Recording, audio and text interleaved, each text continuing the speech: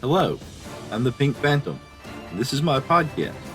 Join me as I delve into the world of games and gaming, and especially old school RPGs.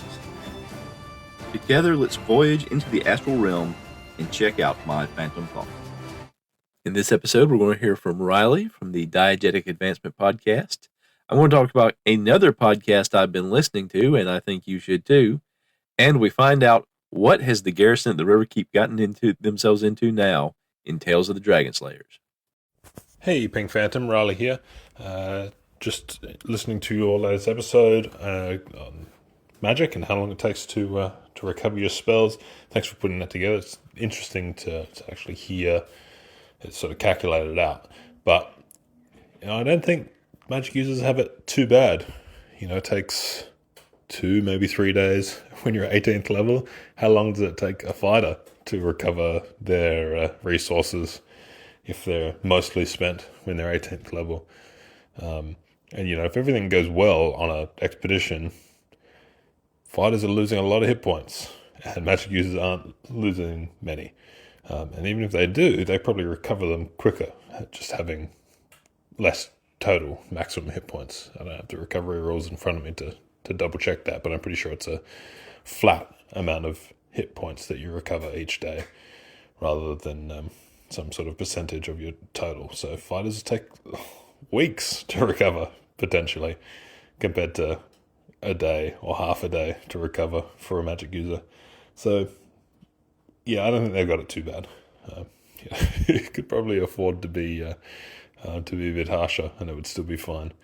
But anyway, enjoying the episode. Looking forward to just about to listen to the Tale of the Dragon Slayers. Anyway, bye for now. Well, thank you, Riley, for that. I had not even thought about it in those terms. You're absolutely right. A fighter that had lost the bulk of their hit points would be in probably worse straits than a magic user that had used up all of their spells. And in those circumstances, if they're in the same party, they're probably going to be in that boat.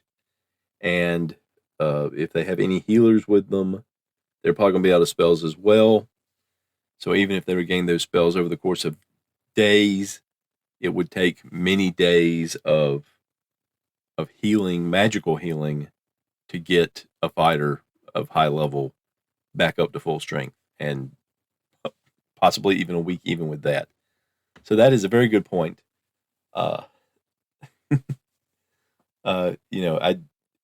It's interesting to think what would be a circumstance where a really high level magic user would end up expending all of their spells.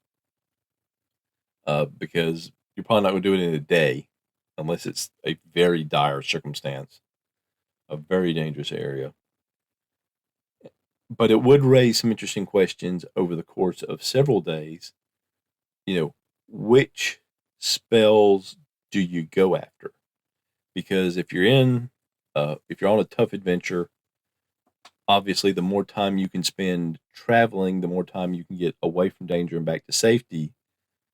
But you need the rest and the study time to get back the higher level spells. Do you just concentrate on recovering low level spells, and the high level spells are just kind of essentially become one-time use per adventure, where you use them over the course of several days during the adventure, and you say, okay, the high level spells are all gone. We're only going to be able to recover the lower level, the mid level spells, which admittedly, a fireball is a mid level spell, lightning bolt, cloud kill, and those are pretty strong spells to have available to you in a dangerous situation. Teleport would be easier to get than some of the higher level spells. Invisibility is a good mid-level spell. So certainly you'll have a lot of the mid-level spells, and being a high-level magic user, you have a lot of those, but of course that increases the study time as well. So that would be, that's that resource management aspect again of the older school variety of play. And then, of course, how long do we think our fighters can go on and still remain protecting us? But yeah, I hadn't even thought about what it would mean for fighters and paladins and magic users and rangers and folks like that. Paladins too, but obviously with a paladin, they've got the laying on of hands. Though at a higher levels, they got cleric spells, so that would mitigate the healing need a little bit more. So unless you packed a lot of potions of healing or a lot of other magic items that can kind of heal you, or you just had multiple clerics in the party, you would get diminished pretty strongly by the same kind of challenge level that would cause a magic user to expend such high level spells over the course of a short period of time. So thank you for bringing that up. I really appreciate that perspective. So as sort of my spotlight for this episode, I'm spotlighting Alex Schroeder's Halberds and Helmets podcast. Now, this is an infrequent podcast. He's an infrequent podcaster, but it's always interesting with podcasts. He has just put out 2 episodes. They're very short. They're well worth listening to. Halberds and Helmets is the name of his RPG system that he's developed, and he talks about that a lot, either ideas for it or things that he's developed in it. He talks a lot about the creatures and monsters in it and how they can be used. He's very interested in the ideas of how you use things in an RPG. I always find his podcast very interesting. That's Alex, Alex, Schroeder, Schroeder. I am going to put a link in the show notes, and the name of the podcast is Alex Schroeder, Halberds and Helmets. So that is how it's listed on your podcatchers. So he has one episode where he's talking about Ettins and how to use them, the two-headed giants, and some good ways to use them. And the other episode is talking about mainly ways to use shields and armor, and because he's interested in a faster combat system than the standard D&D style. Although he does admit that the current campaign he's working in, because they have multiple DMs working through it, they decide to use the AD&D system instead of using Halberds and Helmets. But he has some very interesting ideas, and it's well worth listening to, and I wanted to spotlight that in the podcast. So for this part of exploration of the world of the Tales of the Dragon Slayers, I'm going to go back in time just a little bit. Sir Gus and Edgar had taken some of their forces north to deal with a gnoll infestation at the last keep between the fortress in the mountains and the major city down in the valley, along with some troops from the fort. They were successful, and they left a couple of groups of their troops, some heavy infantry and some heavy cavalry, in that location to help the heavy infantry from the fort and a couple of units of crossbowmen to essentially hold it down until a garrison could be put together to occupy it permanently, and also to help patrol the roads and things like that. But that keep, like the keep the party now occupies, was not a purpose-built structure. It was adapted from an existing structure. Essentially, it was another dungeon. And the gnolls, when they had taken it over, they had occupied basically the first level and had blocked off the other levels. But that meant there were creatures below trying to get out. So I reasoned that the forces left behind would see the barriers, and other than checking on them once in a while, wouldn't be too worried about them, since the gnolls had seemed to be occupying the place fairly unmolested. And so I had 2 questions. One, how often would the denizens of the dungeon attempt to escape, and how to judge whether or not they could get through? Because the forces, the human forces essentially occupying the fort, would be more occupied with a little bit of upkeep in the area where they were camping, and in not exploring, but patrolling the area. And they have limited numbers. The party troops, through several battles, had suffered some losses, so they're not at full strength.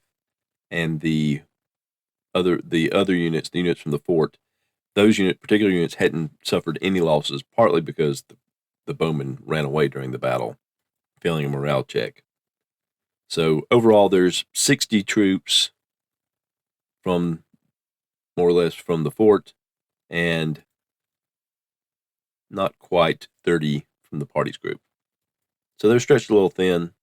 So actively maintaining the barriers would draw on their already slow resources. Of course, if some of the creatures escape to, attack them from the dungeon, then they would have no choice but to do that, and that in turn might lead to more encounters from the outdoor encounters. Now, outdoor encounters, I'm treating this as a patrolled area right now, so they only have limited opportunity for encounters.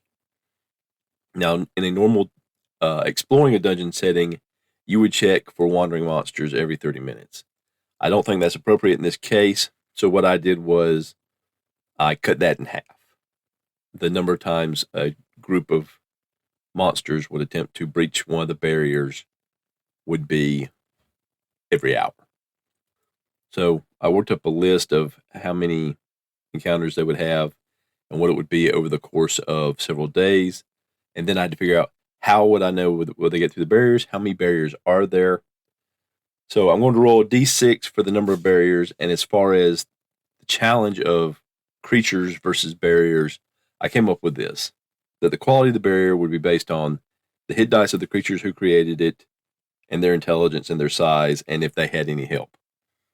In this case, gnolls are 2 hit dice creatures. Their intelligence is low to average, but I believe the average part meaning they're leaders. They are a large size, and they did have some help because they had some bugbears and ogres with them for an extended period of time.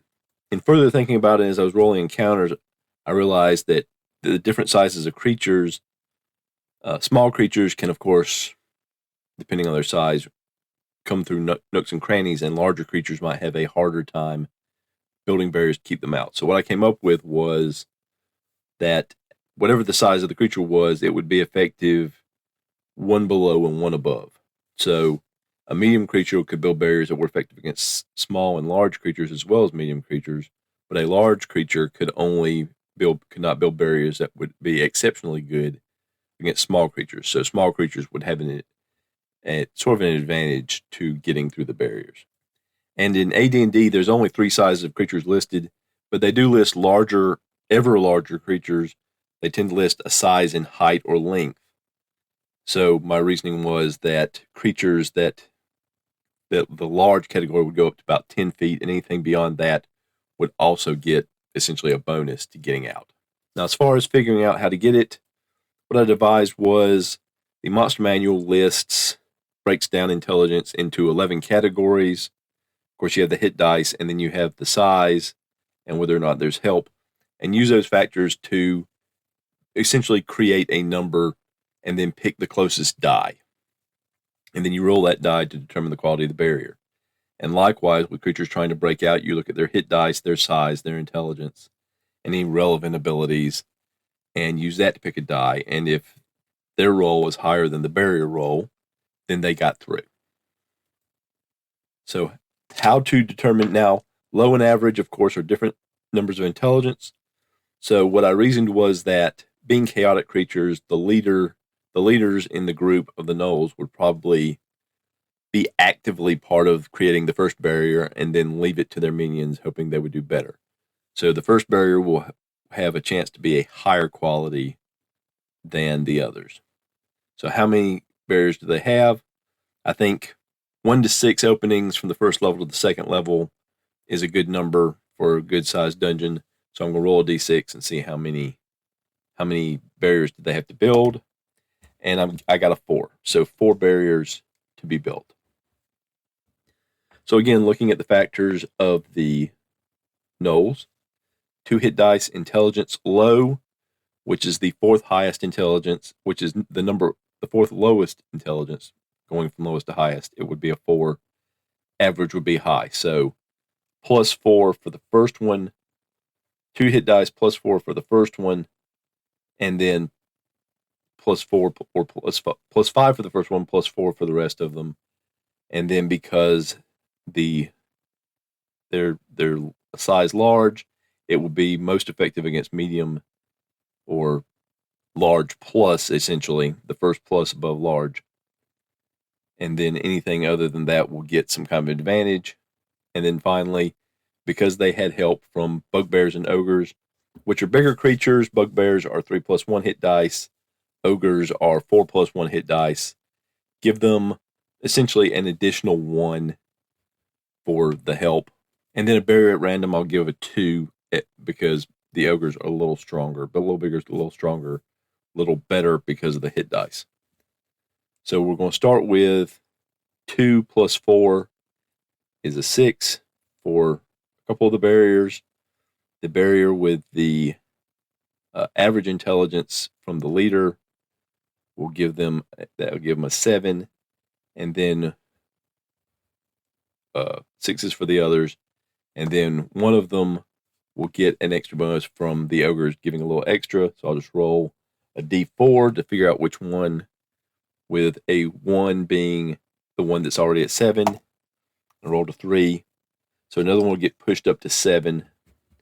So 2 of the barriers, I'm going to roll a d6 because they are 6. And the other 2 barriers, because they're 7s, I'm going to push that up to a d8. And then we'll just subtract 1 from that. All right, so the rolls. 1d6 barrier rolls a 5. 1d6 barrier rolls on the floor, where it came up a 5, so 2 5s. And then one of the d8 barriers rolls a 4, minus 1 will be a 3, and the other d8 barrier rolls a 6, minus 1 is a 5. So we have 3 5s and a 3. So the first creature to attempt to come through is a group of mongrel men, which are basically humanoids that appear to be made up of parts of other humanoids. They're, a mishmash. It's like living Frankenstein's monsters, not constructed, but living creatures. So they are hit dice 1. They are medium sized, so they don't get any kind of bonus to getting through the barrier. They are low to average intelligence, but there need to be a lot of them for one of the more average intelligence folks to be there. So I'm going to give them a low. So that will be a 4 for a total of 5. And they don't have any particular abilities that would aid them to get through. So a 5 gives them a d6 roll, and they're going to be minus 1 on that. And so they basically have to roll a 6 to get through the barrier. So do they get through one of the barriers? Well, which barrier are they going after? Because one of the barriers is a 3. So again, we'll roll a d4. The 3 is listed as the second one listed. So, and it's a 2, so that's the one they're trying to get through. So they need to roll a 4 or better to match the barrier, which will enable them to get through. And they rolled a 5. So they get through the barrier, essentially into the interior of the living space of the group, the soldiers. So what I'm going to do is going to roll. I've got a D24 here. I'm going to roll with 1 being in the morning. I'm going to consider that in the morning time to see what time of day they get through. So that rolled a 13, so a little past midday. So the cavalry will be out patrolling the roads. There will be one group of crossbowmen. There's a light crossbow group and a heavy crossbow group. One of those groups will be outside, essentially keeping watch. And one of the groups of heavy infantry, either the parties or the forts, will be out kind of patrolling the outlying area beyond the roads. Not on the roads, but the other parts of the area around the keep. So I'm going to roll a d4 for the crossbows and a d6 for the 2 heavy foot units to see which is on. The evens will be the parties. The even will be the party heavy infantry. The odd will be the fort party infantry on the D6. On the D4, the evens will be the light crossbow. The odds will be the heavy crossbows. So the light crossbows and the party infantry are the ones that are out. So there's a group of fort heavy infantry, and the heavy crossbows are the ones that are going to be confronting the mongrel men. So now we'll roll for surprise. Are the troops surprised? For the 4, they are not. And since they were I was going to give them a surprise on a 3 or lower instead of a 2, because the mongrel men, obviously, they're not expecting them to come through the barriers there. And so the mongrel men, are they surprised to find someone in that group?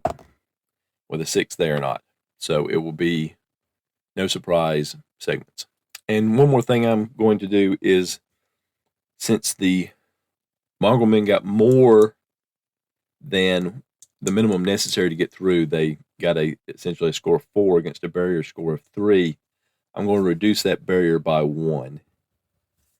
Since they didn't just kind of squeeze through, they did some actual damage to the barrier. They'll make it easier to breach by the next creatures that attempt to come through that particular barrier. So we're going to go to initiative now. The troops get a 3, and the mongrel men get a 5. So the mongrel men will get to go first, and they will attack. So the mongrel men, they make a lot of noise coming through the barrier. The troops essentially are ready, rousing themselves to investigate when they show up. I rolled at random to determine the mongrel men's weapon, because they do use weapons, and I got Kopesh sword. So that will not give them an advantage or a disadvantage against any of the troops they're facing, except for the sergeant of the heavy infantry. They would be at a -1 if they choose that as their target. So I'm going to give them a random target, and there's a lot to choose from. I'm basically going to do 50-50 with even odds, evens being a heavy crossbow, odds being heavy infantry, and I'll roll a d10, and on a 1, they'll be attacking the sergeant of that particular group. So the first one will be going against some heavy infantry, and will be attacking the sergeant, so it will be at a -1. They're going to be rolling against an armor class of 4, and we'll need a 15 or better. We normally need a 15 or better to hit, but with the -1, or with the rather +1 to the opponent's armor class, they're going to need a 16 or better to hit the sergeant, and rolled a 3. The next mongrel man also attacks a heavy infantry, this time not a sergeant. So they will need that being the sergeant was a 3, and they needed a 15 to hit. This will be a 4, and they will also need a 15 to hit. The sergeant was a 3 and would need a 17 to hit because of the +1. This is a 4, and will need a 15 to hit. And they get a 16. So Kopesh sword does 2 to 4, so that's 2 d4s. So a 2, and again onto the floor. Maybe I should get my dice tray out. And a 4, so that's a 6. And the heavy infantry only have a 5 hit points, so that kills a heavy infantry. So the next mongrel man, also attacking a heavy infantry, and this is a different one. So again, they need a 15 or better, and get an 18. And roll 4 points, plus 2 points, 6 points of damage. Another heavy infantry down. And then the last mongrel man also attacks a heavy infantry. And this is, in fact, the same one that the first one killed. So that would have been simultaneously striking the same one. With a 6, he would have missed, but that one is dead already. So 2 dead heavy infantry, but that's out of 20. 21 if you include the sergeant, so that's not going to induce any kind of a morale check. So we will go to the troop side. So we're going to say that the sergeant was toward the front since he got hit, so he's going to attack first. And the mongrelmen have an armor class of 5. As a sergeant, he is considered a first level fighter, so he will need a 15 or better to hit. He rolls an 11. So another heavy infantry steps up, attacks one of the other mongrelmen, and needs a 16 or better and gets it. As a 0 level, they are attacking with long swords. So that's a 1d8, and that's a 6. So that knocks that mongrelman. The mongrelmen all have 7 hit points, so that knocks that mongrelman down. And essentially, because they have enough troops, they're going to end up surrounding these mongrelmen. So I'm going to roll 4 more for this mongrelman, and any hits will be a kill. A 2, a 16, so that's a kill for that mongrelman. So then we'll roll 6 more. We'll be attacking the next mongrelman, just swarming him. A 13, a 9, an 11. This next group will be attacking from the rear, so they will get a +2. So now they just need a 14 or better, a 6, a 3, and a 6. So the next mongrelman, we get a 2, a 19, that's a hit, and a 7 from the front. The one from the front is a 7. That mongrelman is dead, so we don't have to roll for the ones behind it. And then that uses 18 of the 21 troops, including the sergeant.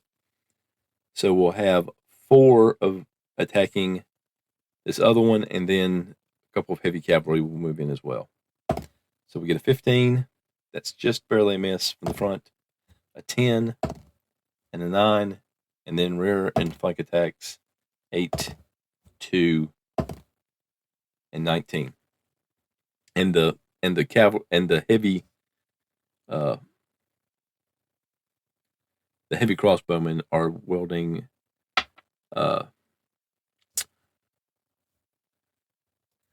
footman maces as their backup weapons beyond their crossbows. So that will be 2 to 8. So 2d4 again. So that's a 2, and that's a 2. So that's 4. So at the end of the first round, we have 1 mongrelman down, and we have 1 uninjured and 2 injured. So the way I handle morale checks is when it's your turn in initiative, that's when you check morale. So we'll have to do initiative for turn 2 before we see if the mongrelmen will roll for their morale check first, or if the troops will get another round of attacks in. So for the troops, a 3. For the mongrelmen, a 1. The troops will be attacking first. So the troop against the sergeant and 5 others with 1 hit point left. The sergeant with a 12 misses. With a 16, that's a hit. No, I'm sorry, he was taken out before. So this is the uninjured mongrelman. 16 is a hit. 14 is not a hit. And then from the rear, 2, 14, that's a hit, and a 3. So 2 hits. So 1d8, 2, 1d8, 7, that's 9 points. That takes out that mongrelman. And then the last survivor, who is fighting a combination of heavy infantry and heavy crossbow, a 6, a 2, a 20, that's a hit. And then, see, he was down to 4 hit points. So let's go ahead and roll. That's a 6. So the mongrel men are all killed. And in looting the bodies, they find a potion and some chainmail that they were just carrying around. The mongrel men apparently couldn't figure out how to put it on. It's built for a human, so their misshapen bodies, it wouldn't really fit on them. So now they know that this is a possibility. They're going to have to be looking to repair the barrier. So they're putting together plans for that. There are 2 other encounters listed for today. I'm going to roll and see what time they would be as well. They'll be later than this one. 24. So one's going to come in the early morning, essentially the next day, and the next one will be a couple hours after this first one. So the second encounter is a group of characters, essentially a party that was in that dungeon, and it's a party of good characters. One of them's a paladin, so that immediately meant the rest of the group had to be good. So I'm going to roll a reaction roll. I didn't roll a reaction roll for the mongrel men because I considered that the troops would not be prepared for something like that because they're not patrolling or anything like that. They were caught off guard even though they weren't technically surprised. So with this group, there's going to be a reaction roll. Since they are good, well, actually these troops are neutral. The party is good, so there's not going to be any adjustment to the reaction roll. What I'm going to do is I'm going to roll 2. I'm going to roll 1 for the troops and 1 because these aren't all non-combatants, and they don't include any of the party's groups. So there's going to be a roll for the troops to see how they react to the party, and a roll to the party to see how they react to the troops. So first, and the troops, there will be a positive because there's that paladin in there. There's going to be he's got a charisma of 17, so there's going to be a plus 30 to this roll. So the troops' reaction to the party is, well, it rolled a 4%, but the 30 gives it a 34%, which is uncertain but 55% negative. So I'm going to roll the party's reaction to the troops, and it's a 99. So it's enthusiastic, friendly, immediate acceptance. So I'm going to roll for the troops again, and I'm going to give it another plus 30 because the paladin is so friendly. And they rolled a 90, so they are now, positive result. So the end result is there's not going to be any combat, and there's a possibility of this group kind of joining up and helping to protect the keep, since it's a good aligned group once they arrive. So what I'm going to do is there is a lieutenant in the party group that will be arriving, the cavalry unit. I don't believe he has any bonuses to his. No, he doesn't have any bonuses to his reaction. So I'm going to roll that reaction for him. And since that group was so friendly, as long as this roll is a positive roll overall, I'm going to say that the party here will join up with the group for a short time until they get relieved, essentially. So they'll be on hand to essentially help them with any other creatures, which could be good. And so we get 30%, which is uncertain. We'll roll again. We get an 81%, which is friendly, immediate action. So now there is a party, a good party. This party consists of a paladin, 2 magic users, a cleric, and a ranger, and 4 heavy footmen. So a pretty good assortment of characters, a pretty strong group, and they've got some magic items with them. So they could be helpful in future encounters. So I think I'm going to leave that there. Next time we will continue seeing what kind of adventures the troops are encountering while keeping the keep. So thank you for listening. And now, more from my solo AD&D RPG campaign, Tales of the Dragon Slayers. The opening theme of this podcast was Strength of the Titans, And the closing music is Late Night Radio, both from Kevin MacLeod at Incompetech.com, licensed under Creative Commons by Attribution 4.0 license. If you have any thoughts or feedback, you can get in touch with me by leaving me a voicemail on my Google Voice number, 864-209-1441. That's 864-209-1441. Or through SpeakPipe at www.speakpipe.com/Phantom Thoughts. That's www.speakpipe.com/Phantom Thoughts. Or you can send me a message or an audio file on Discord, where I can be found the Pink Phantom, or through email, phantomthoughtspodcast@gmail.com. That's phantomthoughtspodcast@gmail.com. I don't have to play or read your feedback on the podcast if that is not your preference. Just let me know.